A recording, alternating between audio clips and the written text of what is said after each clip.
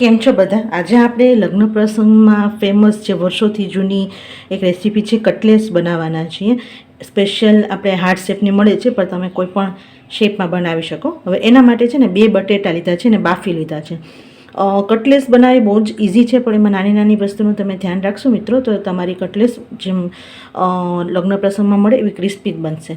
હવે બટેટા બાફી લીધા પછી ને તરત કમ્પ્લીટલી ઠંડા કરી દેવાના છે. જો તમે ગરમ ગરમ બટેટા લેશો ને તો એનું મોઇશ્ચર વધારે હોય, જેના હિસાબે આપણી કટલેસ પોચી થઈ જાય અથવા તો તળ્યા પછી પોચી થઈ જાય એવું થાય. તો ખાસ ધ્યાન રાખવાનું, પહેલી ટિપ્સ છે કે બટેટા ઠંડા હોવા જોઈએ. એટલે તમારે જ્યારે કરવું હોય ને પ્રિપેરેશન, તો થોડુંક વહેલું બટેટા બાફીને કમ્પ્લીટલી ઠંડા કરી દેવાના.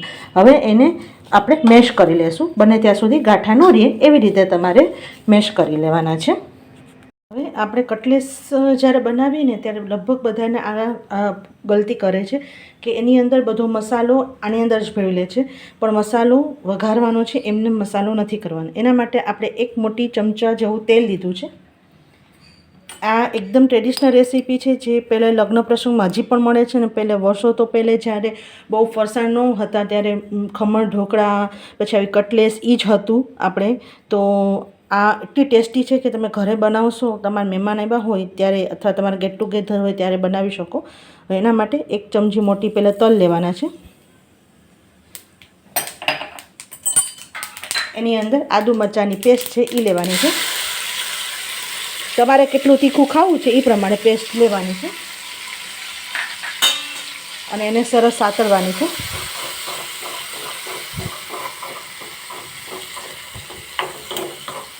આની અંદર તલ નાખવામાં જ આવે છે. તલનો નટીનેસ કટલેસમાં બહુ જ સરસ આવે છે. હવે એની અંદર થોડાક આપણે વેજીટેબલ નાખશું. એના માટે કેપ્સિકમ લીધા છે, ગાજર લીધા છે અને વટાણા લીધા છે. તો પહેલાં આપણે ગાજર નાખશું. બધાને ફાઇનલી ઝીણું ઝીણું ચોપ કરેલું છે. તમે ચોપરમાં એકી સાથે પણ બધી વસ્તુ ચોપ કરી શકો. અને હવે ફાસ્ટ ગેસે કરવાનું છે, કારણ કે આપણે બહુ એને કૂક નથી કરવાનું. થોડું ક્રન્ચી પણ રહે અને કૂકડ થઈ જાય, હાફ કૂકથી થોડુંક વધારે. એટલે હવે જ્યારે આપણે કોઈ પણ વેજીટેબલ નાખો એટલે થોડુંક ફાસ્ટ ગેસ રાખવાનું છે.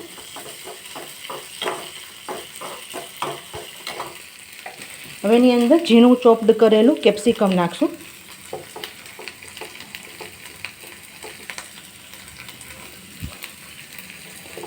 સાથે બોઇલ્ડ કરેલા પીસ છે એ પણ નાખી દેશું.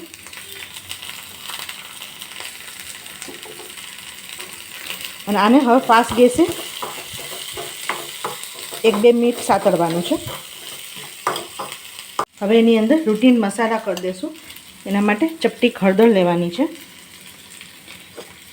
1 નાની ચમચી 3/4 જેટલી ચમચી લાલ મરચું, તમારે વધારે તીખું ખાવું હોય તો એ પ્રમાણે લેવાનું. 1 મોટી ચમચી ધાણા જીરું પાવડર. હવે સંચળ પાવડર લેવાનો છે 1 નાની ચમચી, જે આપણા મસાલિયાની જે ચમચી આવે ને એ લેવાની છે. 1 મસાલિયાની ચમચી ચાટ મસાલો, 1 ચમચી ગરમ મસાલો. અને આ બધી વસ્તુને ફરીથી મિક્સ કરી લઈશું. અને જ્યારે મસાલો કરો ત્યારે તાપ મીડિયમ કરી દેવાનો, નહીં તો મસાલો બળી જશે તમારો. જો આવી રીતે સરસ મસાલો કરી દેવાનો છે. હવે હું ગેસ બંધ કરું છું અને ગેસ બંધ કરીને 2 બીજી વસ્તુ નાખવાની છે. આપણે આની અંદર તીખો, ખાટો અને ગળ્યો ત્રણેય સરસ ટેસ્ટ આવશે. એટલે ચપટીક બહુ આપણે નથી નાખવાનું, પણ ચપટીક આપણે ખાંડ નાખવાની છે. અને 1 ચમચી લીંબુનો રસ એ ગેસ બંધ કરીને જ નાખવાનું છે. ગેસ ચાલુ કરીને બિલકુલ નથી નાખવાનું, નહીંતર એની કડવાશ ઘણી વખત આવી જાય અને એનું વિટામિન સી હોય એ બધું ઉડી જાય. હવે આ જ વસ્તુને થોડુંક આપણે મેશ કરી લેવાનું છે, એટલા માટે કે આપણે જ્યારે કટલેસ વાળીએ ને ત્યારે બહુ વચ્ચે નડે નહીં. એટલા માટે તમારે સરસ કટલેસને આવી રીતે મેશ કરતી પહેલાં, બધું મિશ્રણ મિક્સ કરતાં પહેલાં આવી રીતે જો બધું મિક્સ કરી લેવાનું છે, આવી રીતે મેશ કરી લેવાનું છે અધકચરું. હવે આ બધી વસ્તુ આપણે બટેટા સાથે મિક્સ કરી દઈશું. હવે બટેટા મિશ્રણ સાથે બટેટાના આવી રીતે બધું વસ્તુ મિક્સ કરી દેવાની છે.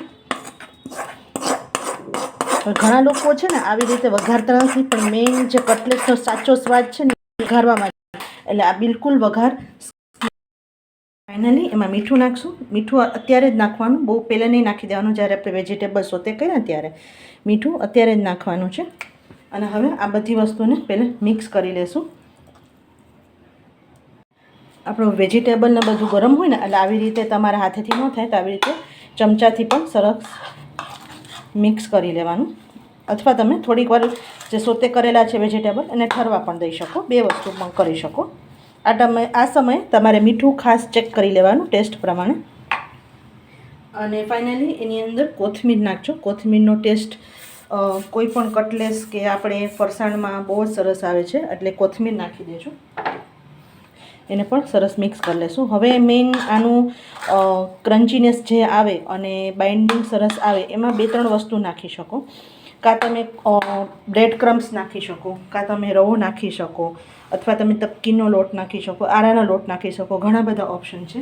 પણ હું અત્યારે આપણે જે પૌવા બટેટાના જે પૌવા આવે ને એને મેં ગ્રાઇન્ડ કરી લીધા છે. એના હિસાબે મોઇશ્ચર એકદમ ઉડી જાય છે અને બિલકુલ તમારી કટલેસ ફાટશે પણ નહીં અને બિલકુલ તમારે સોફ્ટ પણ નહીં થાય. એટલે એક મોટા ચમચા જેવું આપણે બધું મિક્સ નાખી પાવડર પૌવાનો અને આવી રીતે મિક્સ કરી દેવાનું છે. આવી રીતે બધું હાથેથી મિક્સ કરી લેવાનું.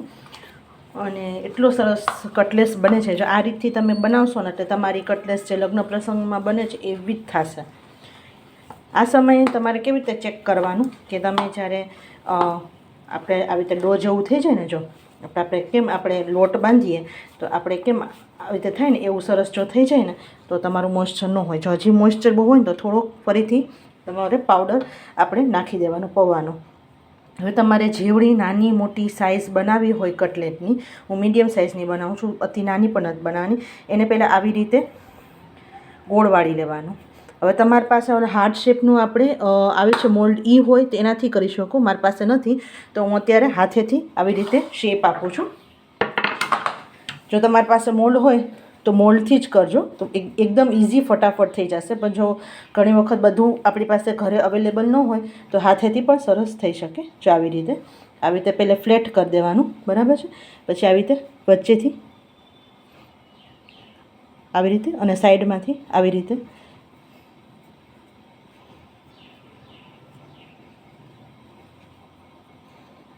હાર્ટ શેપ આપી દેવાનો. ન આપવો હોય તમારે તો તમારે કોઈ પણ ગોળ શેપ પણ આપી શકો. અને આવી રીતે પહેલાં બધા હાર્ટ શેપના આપણે કટલેસ તૈયાર કરી લેશું.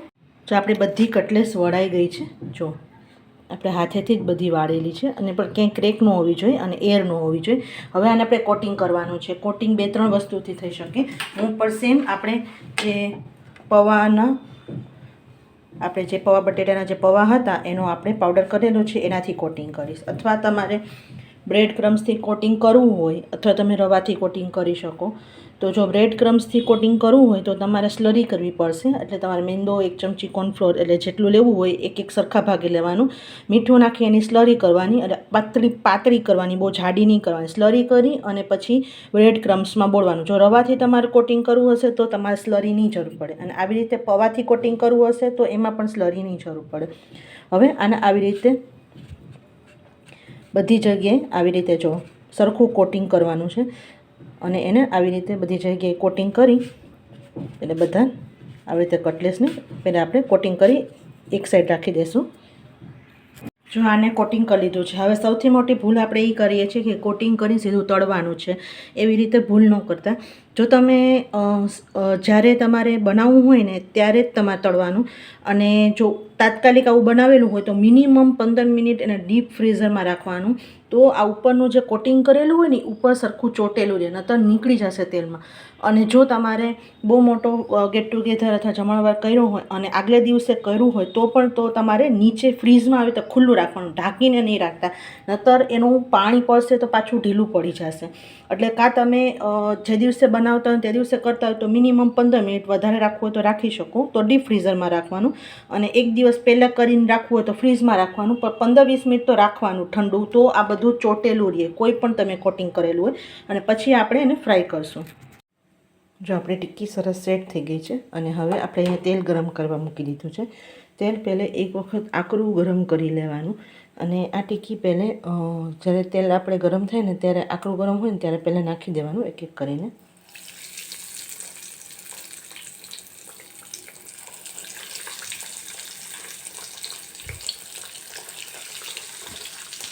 શરૂઆતમાં હલાવવાનું નથી અને મીડિયમ ટુ હાઈની વચ્ચે એને ફ્રાય કરવાની છે. થોડોક સેટ થઈ જાય પછી એને આપણે પલટાવશું. હવે એને ધીમે ધીમે પલટાવી દેવાનું કારણ કે આપણે ઓલરેડી બધી વસ્તુ કૂકડ જ છે એટલા માટે.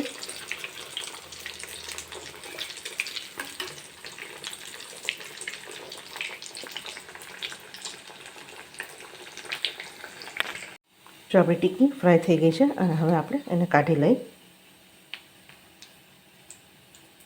જો આપણી ટીકી ફ્રાય થઈ ગઈ છે, જો તમને બતાવું, જરાય તેલ પણ નથી પીવાનું. તો એક વખત ટ્રાય કરજો. તમને ગમ્યું હોય તો તમે લાઈક અને સબસ્ક્રાઈબ કરવાનું ભૂલતા નહીં. આવજો.